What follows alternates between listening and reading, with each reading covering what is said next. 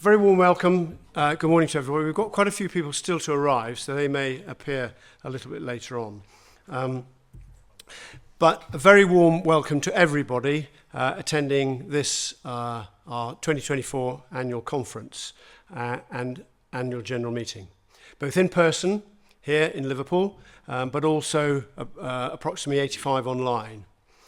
And I particularly welcome the international participants, even though this is a BEHÇET'S United Kingdom focused event. There's a massive knowledge in the UK on BEHÇET'S and our support as a charity, and we wish to share that support mostly via online, it has to be said. I need to go through a few sort of housekeeping things to start with for those appearing here, so those online, if you'd be patient, please. Parking, it's very important that before you leave, you must validate, if you've parked in the St John's shopping car park, your ticket at the hotel reception. You don't need the ticket, you just have to validate at reception.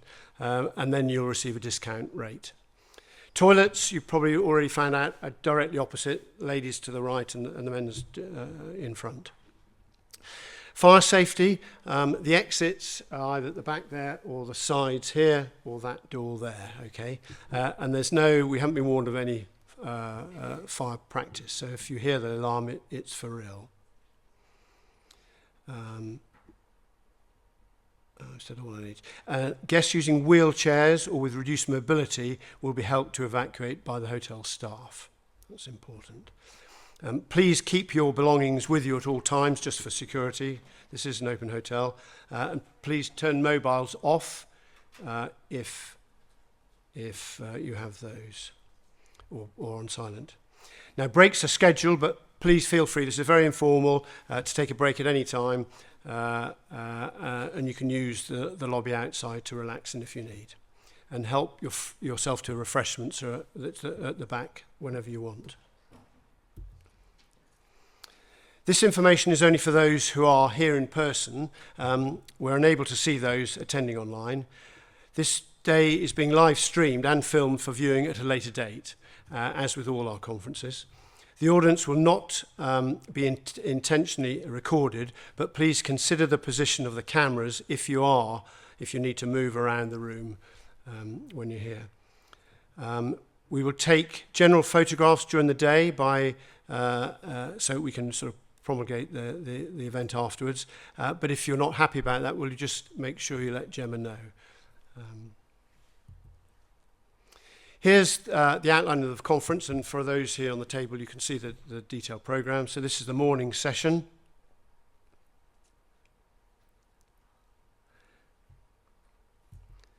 And then in the afternoon, it's this.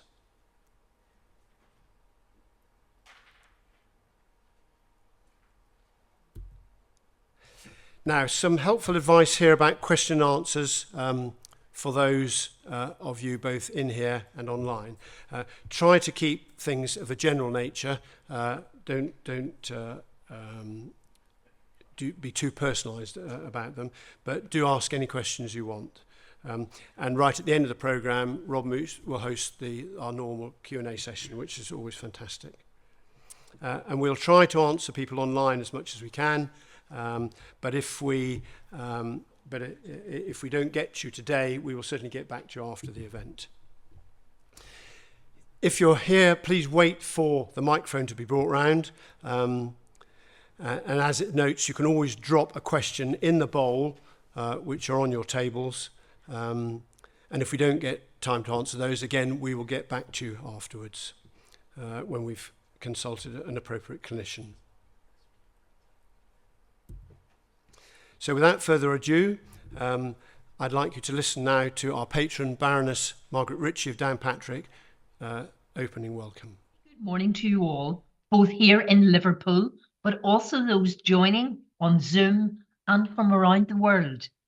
May I offer everyone a very warm welcome to yet another important BEHÇET'S UK conference and annual general meeting. We have a great turnout. So thank you for taking the time to support your society. I would like to particularly thank Professor Rob Moots and his team from Liverpool, who are sponsoring the conference this year, and of course over this weekend, and to Gemma Darlow for all her endeavours to organise this event, which does take a lot of effort. More widely, I thank all the clinicians in the UK who routinely look after BEHÇET'S patients, particularly at the 3 centres of excellence in Liverpool, Birmingham and London, but of course importantly elsewhere in England and across the devolved nations and regions. This weekend we have a packed agenda which, as always, will be highly informative and assist patients navigating their individual care pathway. In this regard, I would like to take this opportunity to thank the 24 clinicians who, over a period of nearly 5 years, gave of their valuable time on a voluntary basis to prepare a BEHÇET'S Living Guideline, recently promulgated by the British Association of Dermatologists and the British Society for Rheumatology. The guideline includes 87 evidence-based recommendations which will increase considerably the knowledge and understanding of BEHÇET'S among general practitioners and specialist practitioners and clinicians throughout the UK. Prominent in the news over the last few months has of course been Lord Darcy's independent investigation into the National Health Service in England. And one important aspect regards integrated care, and the report notes 3 essential steps in delivery. First, it requires an understanding of the population and their needs using integrated datasets. Second, it requires the creation of multidisciplinary teams of health and care professionals. And third, it requires the whole team to work to a shared care plan that is developed in partnership with individuals and their carers and families, and concludes preventative interventions to keep people well.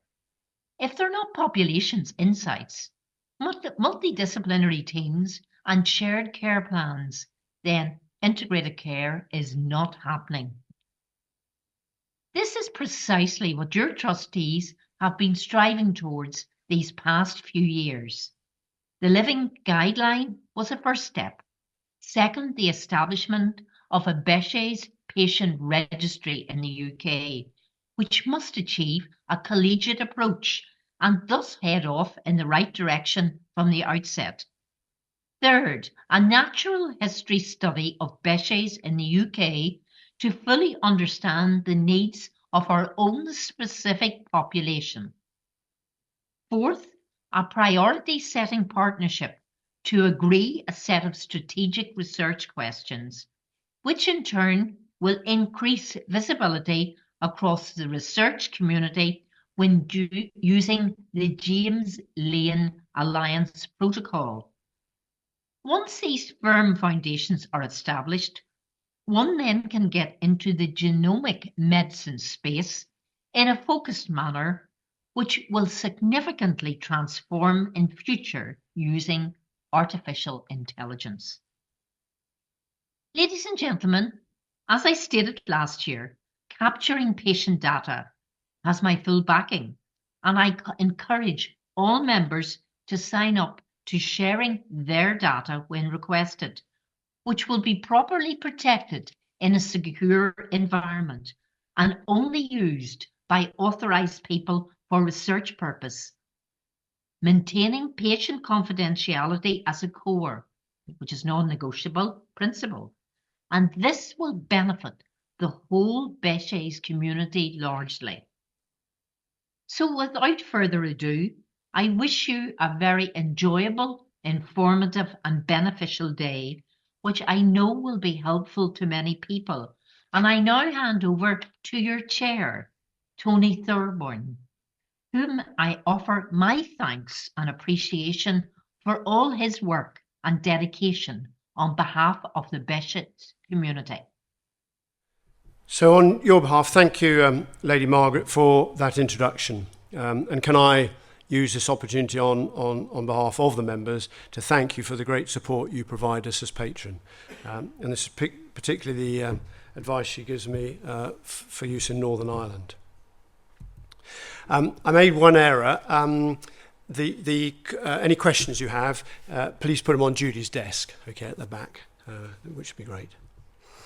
Okay, so the form part now, which we've got about 40 minutes for, is our annual general meeting, okay? And I've confirmed we've got enough members both online and in here so that we're quorate, because later on we have to take a vote on something. So here's the rough outline or the detailed outline of what we're going to go through. So I'll start off with an overview, then we'll have Alan joining us online. He apologises that he can't be with us today. Then we'll move into a fundraising brief from Neil. Rachel will then present the Judith Buckle Award. I'll then give the members award out. And then we'll have any other questions that you may have. And that's the sort of formal part of this thing. And then Rachel will kick off the conference. So I will only summarise briefly because our annual report is out there for all to read. And Gemma sent that out, emailed it to all members yesterday, and it's also on our website. And I think she said there's some copies somewhere in the back to read as well if you wanted a scan in the breaks. First, as I did last year, I want to remind you all who our trustees are, and importantly to thank them on my behalf and yours as members for their personal and unremunerated endeavour. Second, to thank Gemma, Deborah and Claire for the fantastic work they do in the background. It is considerable and fundamental to the operation of our great charity. Also, I must flag up all the meticulous work that Alan Lane does as our honorary treasurer, without which the charity would simply not function. So thank you, Alan.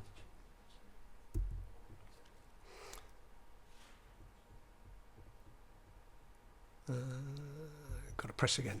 Right, I've just got 2 slides. I thought I'd try and minimise this year. And what I've done is summarised really what's sort of gone on this year and then a sort of look forward. And the quarterly newsletters are fundamental to what we do, both electronically and in paper format. And Judy and Claire Griffiths I'll thank particularly for the excellent work they do.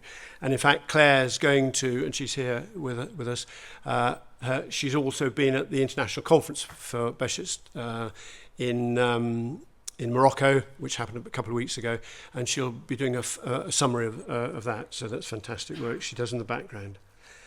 BEHÇET'S Patient Centre, I want to thank Jan and her directors, and John, and now Denise as the operations manager. And then, of course, Jackie, Beck and Jean at the 3 centres. And they do a fantastic job with the patients, which all those attending the centres. And in some ways, one of the points that Baroness Ritchie made was this whole coordination of care, which of course happens brilliantly at the Centres of Excellence. So that's what's important. Fundraising by all of you, the members, thank you so much for what you do. Every little bit counts, and we're most grateful. Now, Neil's going to talk about some more significant fundraising that we need to get to underpin the society, but notwithstanding what you do as members is amazing, so thank you very much for that. The wider visibility of BEHÇET'S continues, and that's mainly with Deborah on social media. And last year at the Festival of Remembrance, we had the additional bonus of Claire Gibson, and those of you who might have seen her, she was featured and actually spoke at the festival. It was amazing.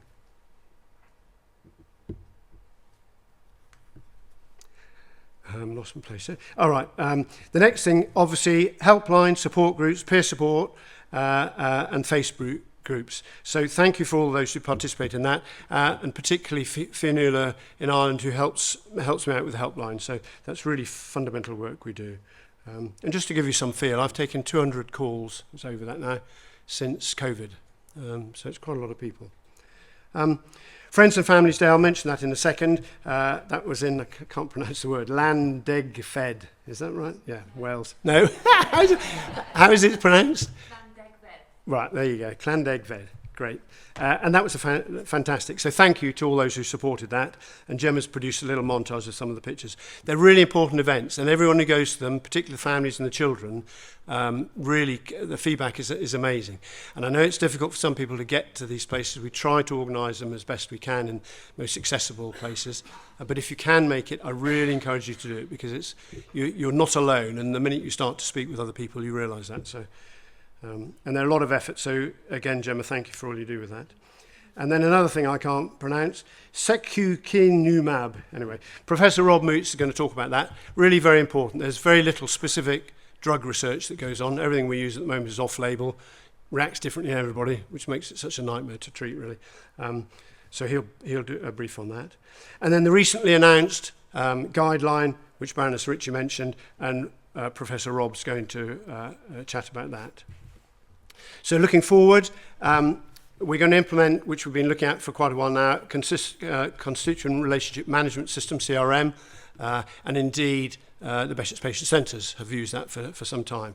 And it's going to improve the efficiency, not because they're inefficient, because of the pedantic way they're having to do stuff at the moment manually, which will really increase the communication between us and the members.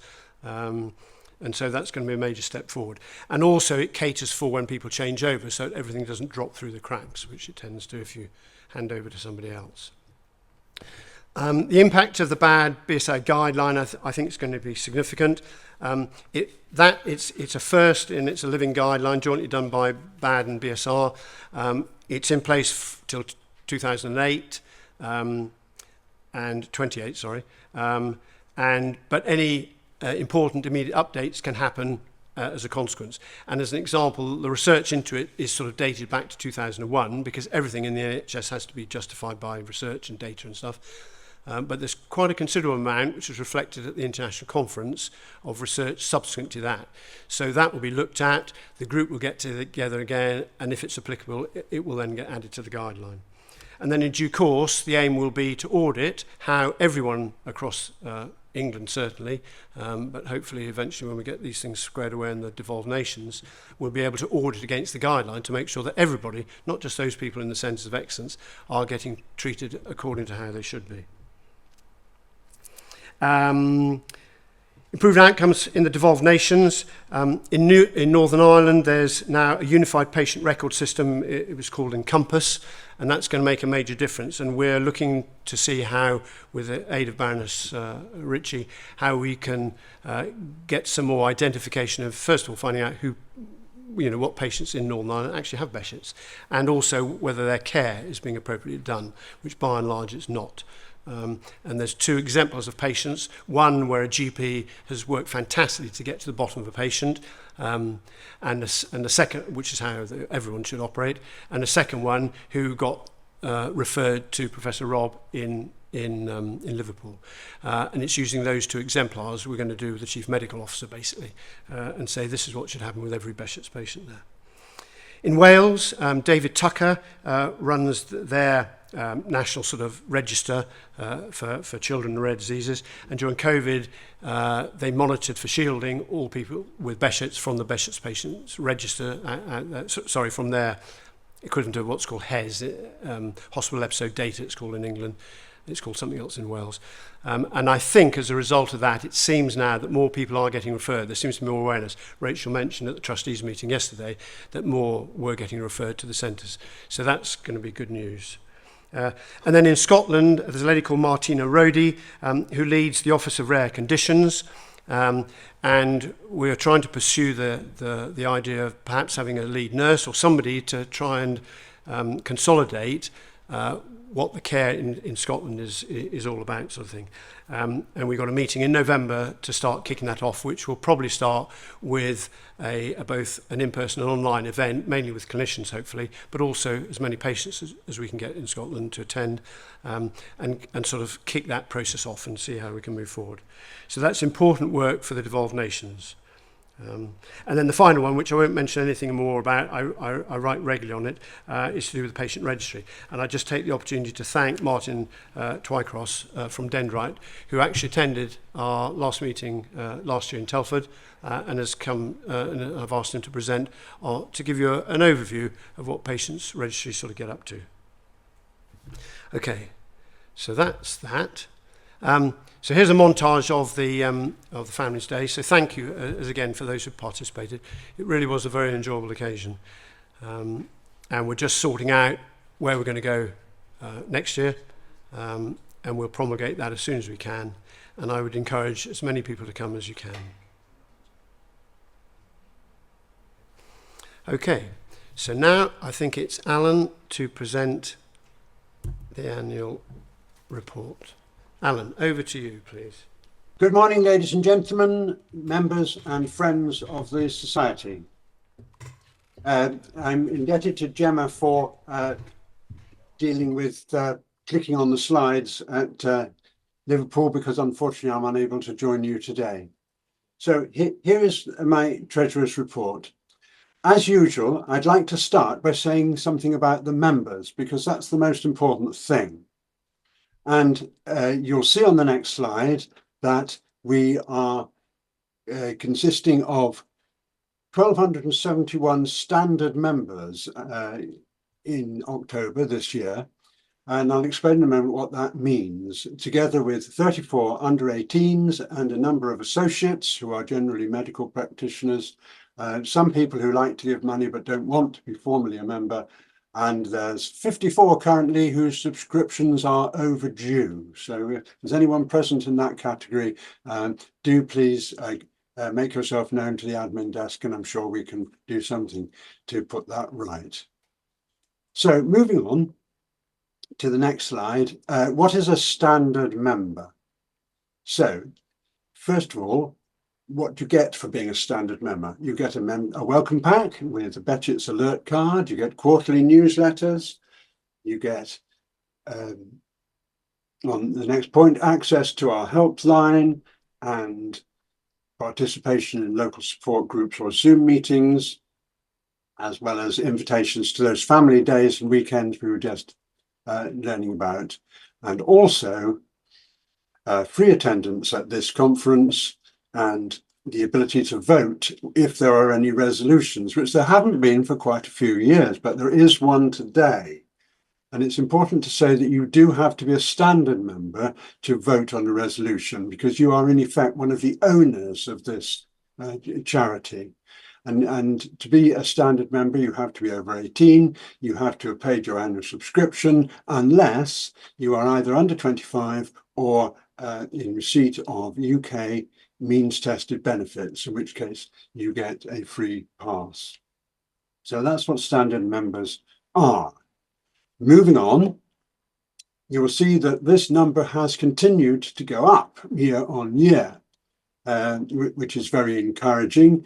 I think it's more a case of more people being identified as being BEHÇET'S patients than there being more of them around, but certainly the Society is in a healthy position as regards membership. On the next slide, you'll see that the great majority of the people who are members of the Society are patients, few waiting diagnosis, some like myself who are not patients but who give support in various ways, some who are carers and medical staff, and a smaller number who are overseas members.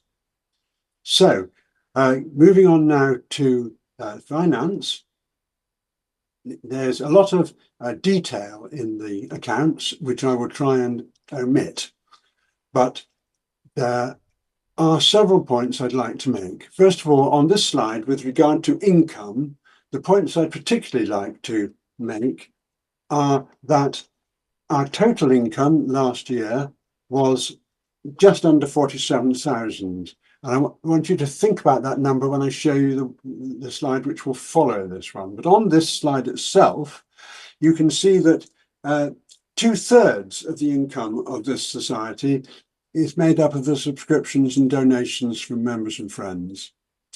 In orange, fundraising is a rather smaller part of our income currently. And in yellow, gift aid is also a significant but smaller part of our income. If you are donating or subscribing and haven't filled in a gift aid form at any time, there are some available on the admin desk at the back. Unusually for us, there's a slice here saying grants received, because we very rarely get any grants from any other organisation, and certainly not from the government. But we did have a donation this year from the British Association of Dermatologists. Another thing I'd like to just draw your attention to is the slice that isn't there. On the left-hand side, you can see legacies 0%. And the good health financially of society over the last few years has been due to a large extent to a small number of former members who very kindly left large legacies in their wills. We didn't have any in the last financial year at all. And that's the sort of thing which impacts our finances quite a bit. So that's income, about 47,000. Moving on to the next slide, you'll see expenditure. Oh dear, that's rather a lot more, isn't it? 69,000. What do we do with this expenditure? Well, we have to pay our 2 wonderful part-time staff, and that accounts for nearly half of our expenditure in the last year. And then the benefits to our members in orange, the information sheets and the newsletters is a considerable expense, but that's what we're here for. And the cost of this conference also is one of our largest expenses. The other things are relatively small in comparison. So moving on now to the next slide, I want to explain in pictorial form the basis of our finances for the last year. We started the year with £144,000 in what we call our general fund. As well as that, in our research fund, we had £65,000. Now that roughly £200,000 for a small charity sounds like an awful lot of money, but that was September 2023. Moving on, you can see what happened afterwards. The 144,000 we started with, by the end of the year, because of that operating deficit, had dropped, as if you click, to 124,000. And with the research fund, starting with 65, it had actually gone up slightly because of a few extra donations to 67. On the right-hand side, you'll see project fund, which wasn't there before. And that's because the trustees have decided to allocate £50,000 as pump priming funding towards creating a specialist nurse post for Scotland. That's dropped down the general fund, therefore, to 74 at the end of the financial year. And as well as that, another £50,000 for the patient registry project. Again, this is pump priming funding. We haven't got the funds currently to do that sort of thing every year, but it could start these important projects off. That, of course, has reduced the research fund accordingly. So our financial report for the end of the last financial year essentially says what you've just seen. So what do we expect to happen in this financial year? Well, we expect to have a further deficit, knocking our 74,000 starting figure for the general fund down to 39.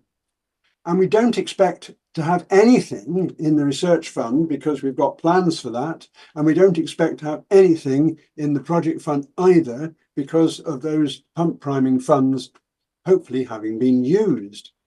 So this is now September 2025. We can only expect, on the basis of what we know today, to have 39,000 in the kitty. And that could be a problem if we continue to spend more than we get. So that brings us to the resolution. On the next slide, you will see our subscription. It has been the same for 15 years at £20 for standard members. But there is a plan, and you'll see on the 2025 bar, there is a plan now to ask you to approve an increase to £30, which will sound like an awful lot by way of increase. But a little bit of research on the Bank of England website, which we'll now click in, will show you how inflation has gone up.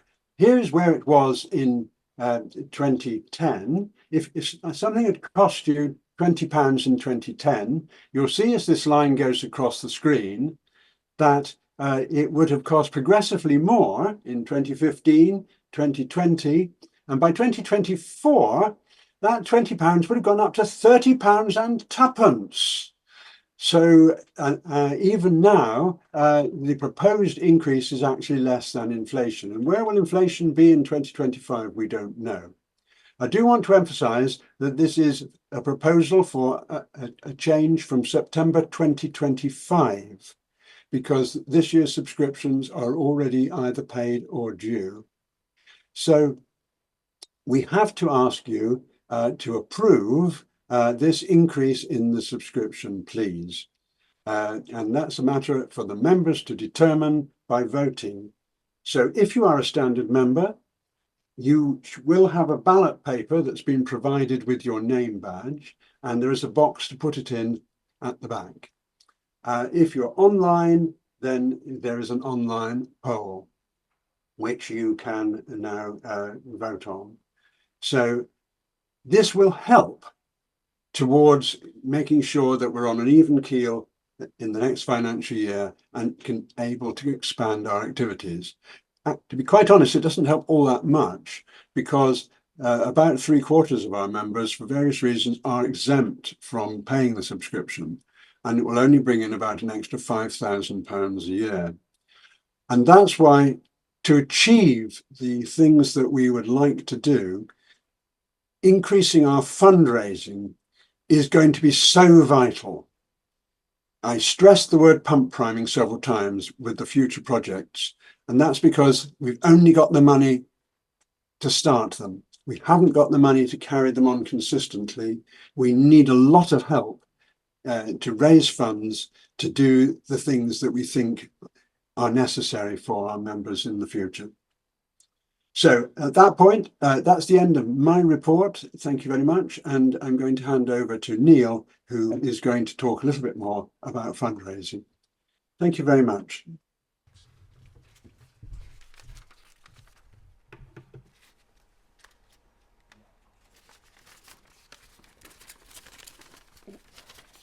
Sorry, everybody, I'm going a bit old school with the paper. Good morning. My name's Neil Williams. I'm a trustee. I'm going to give you an update with regards to the fundraising that we're looking to do. So thank you very much, Alan, for your update.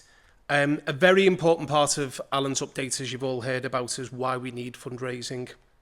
BEHÇET'S UK need every donation that we receive, and without them, we wouldn't be here, and we certainly wouldn't be doing the projects that we're looking at. So there's, 3 areas really that we've identified there as to why we need this fundraising. And first of all, it's just with the daily running of the society. You've seen it's a key part of what we need.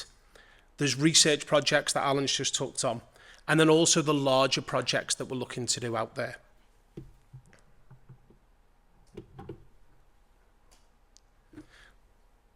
We've had some amazing groups of fundraisers this year, and they've raised thousands of pounds.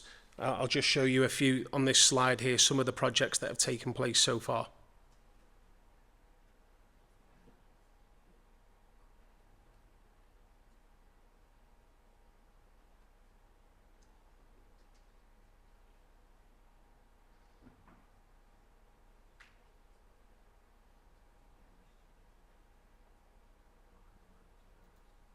So a huge thank you to everyone that's put all their time and effort in. We really couldn't do what we're doing at the moment without you. So this is a bit of a call to arms. If anybody has any spare time and would like to join our fundraising committee, I'll be in the room all day. So anybody here in the room, please feel free to come across and approach me. Anybody that's online as well, my email address will be available in the chat. It's also on the slides here. So please feel free as well to drop me an email and we can discuss further. This can't be done without people's help. We really do need you. Please, if you do have that time, please feel free to contact us. So other ways in which you can help. First of all, for those that aren't members, become a member. You can visit the desk, the admin desk at the back of the room, and those online can go onto our website. There's a button which says Become a Member. Just click that and you can join today. Secondly, you can make a donation.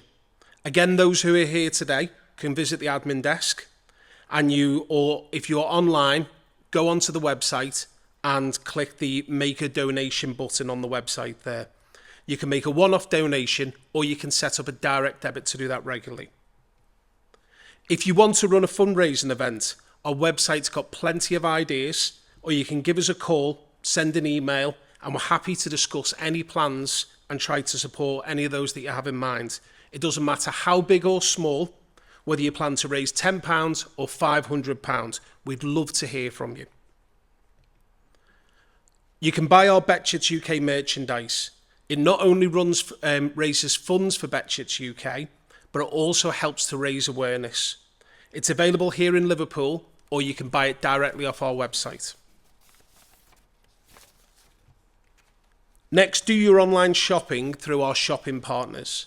So there's Easy Fundraising and Give As You Live. These both raise funds for BEHÇET'S UK, and that's at no extra cost for yourselves. Payroll giving allows you to donate to BEHÇET'S UK tax-free directly through your salary. Match funding or match giving, so just check with your employer and see if they'll boost any fundraising, as some will even match your fundraising pound for pound.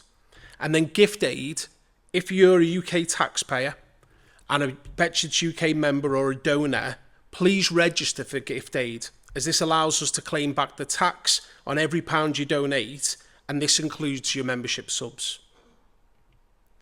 Are you planning a clear out? Donate as you sell all your items on eBay. You can play the weather lottery and you can win up to £25,000. Set up a Facebook or an Instagram fundraiser. Over the last year, these have raised over £1,500 for the Society. There's just 67 days to Christmas, believe it or not. So it's now time to stock up on your Christmas cards. Every penny of profit goes to supporting our work, and they're available now on the desk at the back of the room and also online. If you want to send an e-card in lieu of Christmas cards, visit don'tsendmeacard.com. Lastly, Alan's touched on this already, but would you consider leaving us a legacy? Please speak to us or drop an email if you want to talk a little bit more about this. So all this information is available on our website. There's a QR code there, which anyone online can scan at the moment, but the same thing's also on each of the tables if you look there. And the URL will also be shared on the webinar chat. So thank you all for your time. I'm now going to pass you over to Rachael.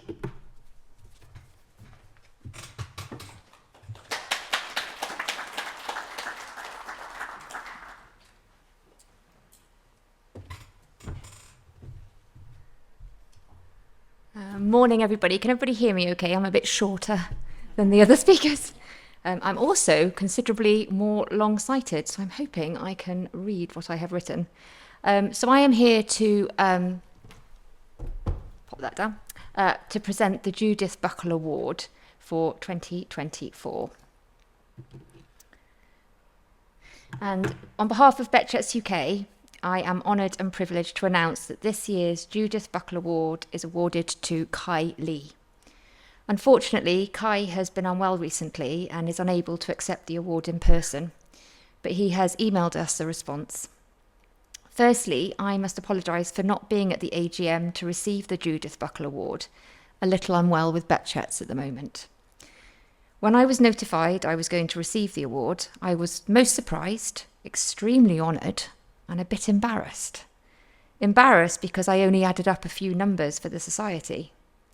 Having said that, I think I'm one of very few members that met Judith in person.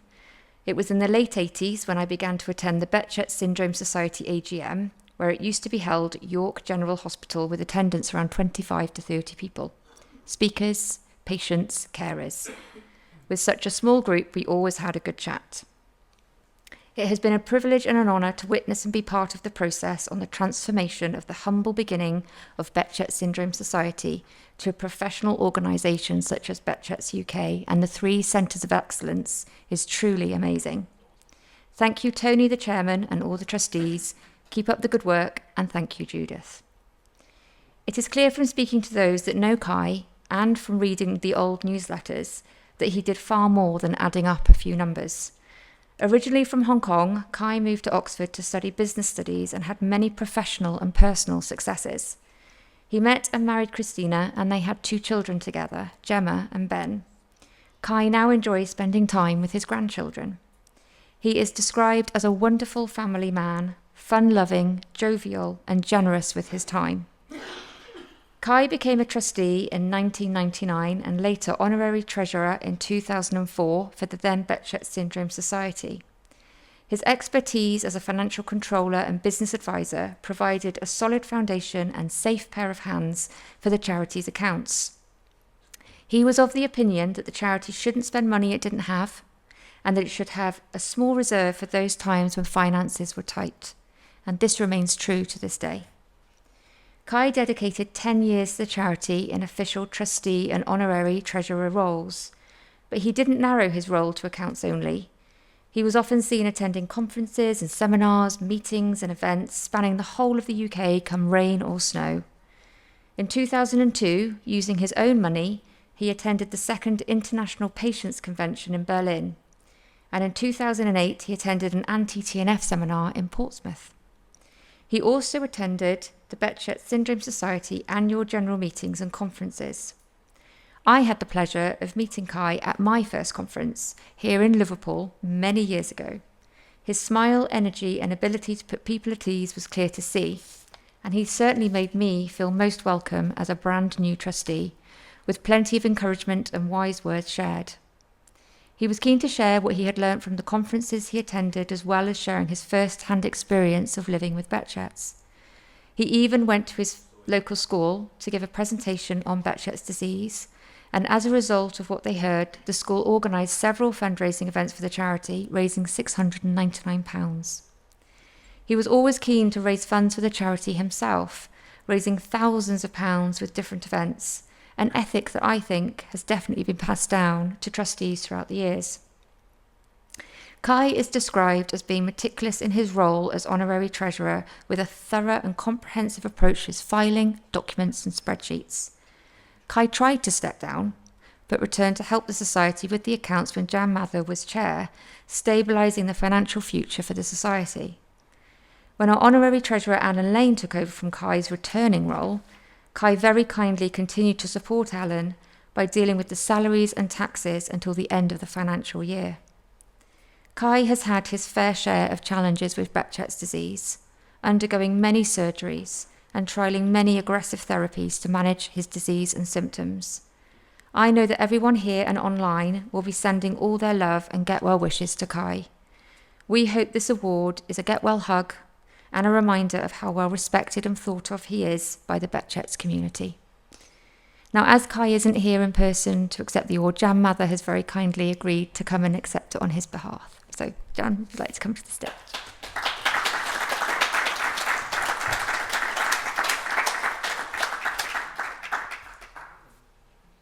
Worried then, I thought it's just a black fuzzy bit.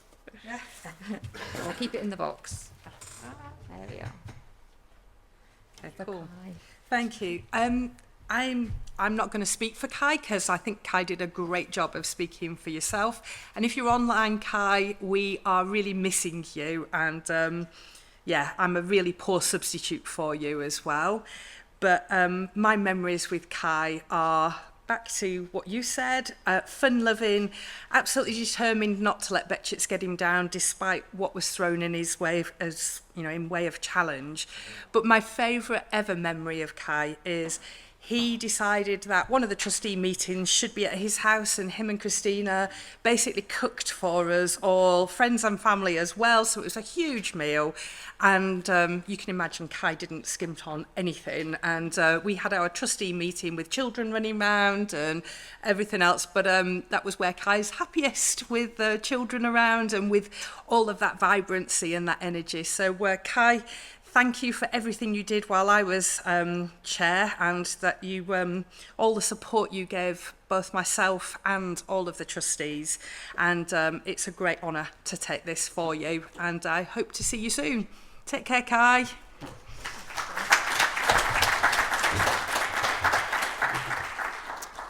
Okay, thank you very much. So I'm going to hand over now to Tony, who is going to present the BEHÇET'S UK Members Award.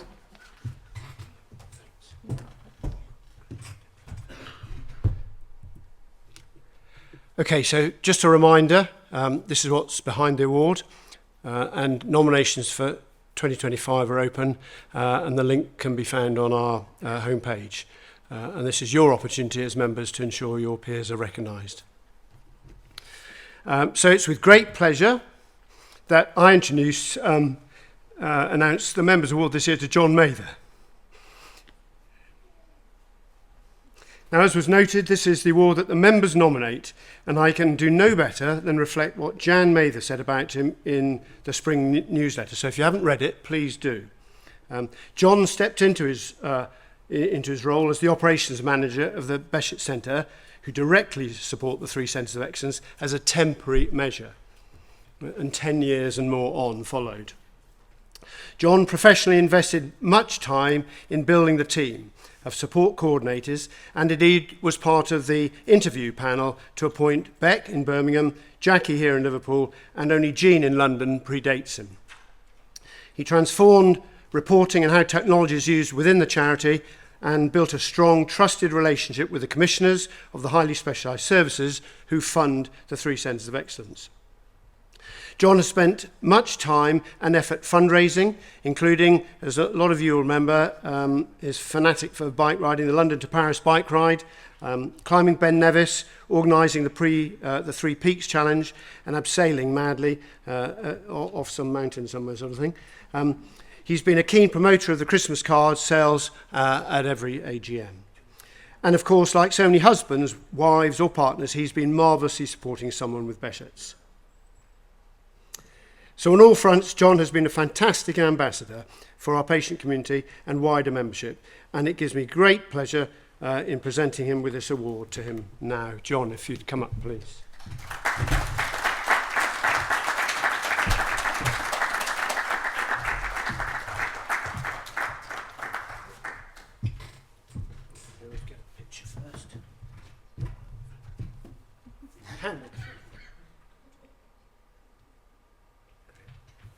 Oh, wow.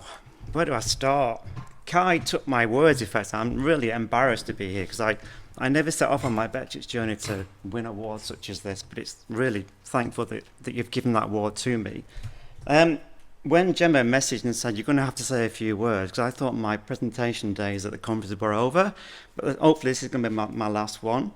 She said, you've won an award. I'm thinking, oh, this is going to be like the Oscars. I can come onto the stage and say thank you to my mum, my dad, my cat, my dog. 3 hours later, you've kind of given up on what I'm saying thanks for. But I wanted to keep that kind of film theme in my thank you speech here.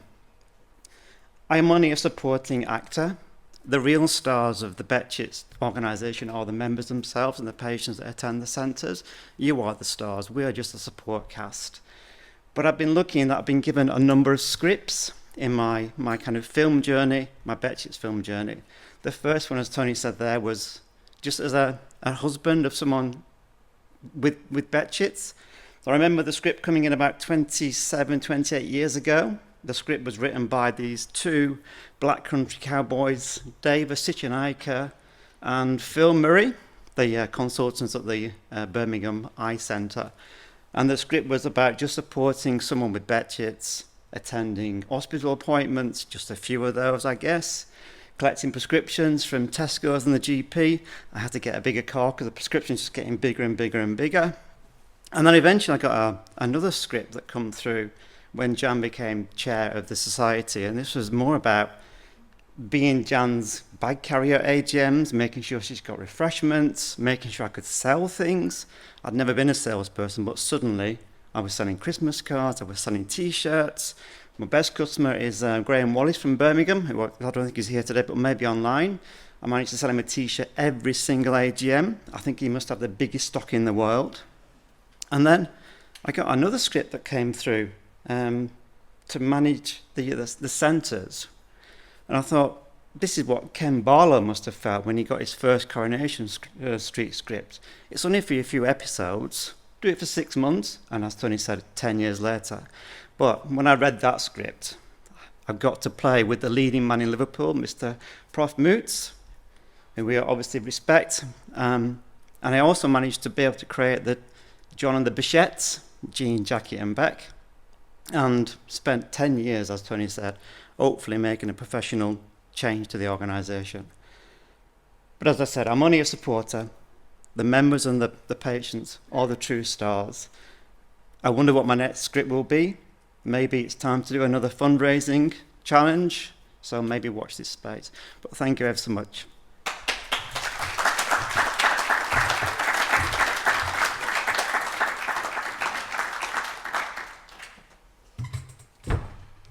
Right.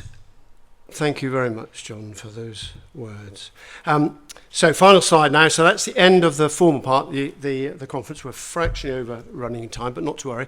Has anyone immediately got any questions here, any members from the audience? And online, if you've got some, please place them online and we'll answer them in due course.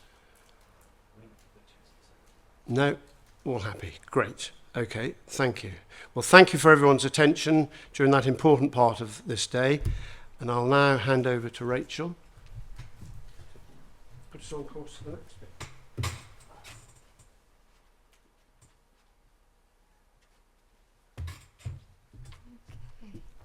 So I'm just here to open the morning session of the conference. So we've got a really great lineup of expert speakers, lots of knowledge, lots of things that we can learn and take home. As I always say, every conference, for those that are physically here in person, this is a great opportunity to mix with other people, have a chat with people that live with BEHÇET'S during the breaks, come and meet the trustees. A lot of us have experience with BEHÇET'S. So if you do sort of want to have a little chat with anybody, please do come and see us. But I'm going to introduce Professor Rob Moots, who I always say I wish was my consultant rheumatologist. So he is the clinical director of Liverpool Centre of Excellence, and what we should all have in our back pocket as BEHÇET'S patients and consultant rheumatologist. He's also the chair of the BEHÇET'S UK Medical Advisory Panel, so he carries many hats. So please welcome Professor Rob Moots, who is leading the conference today.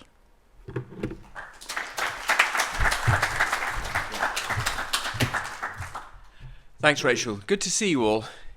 Really nice to see you. And if you're online, good to see you as well.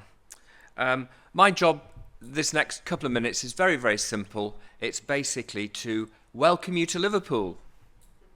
What are you laughing at? You've all come, or you're watching online. I won't say much about Liverpool, other than the fact there's a wonderful football team here, Tranmere Rovers. Also, if you see on the top left panel there, that's the landing pad at my hospital, either if I'm running a bit late or if the patients that come to our centre all land at the helicopter landing pad. I know some of you actually are here today. Don't spoil the illusion.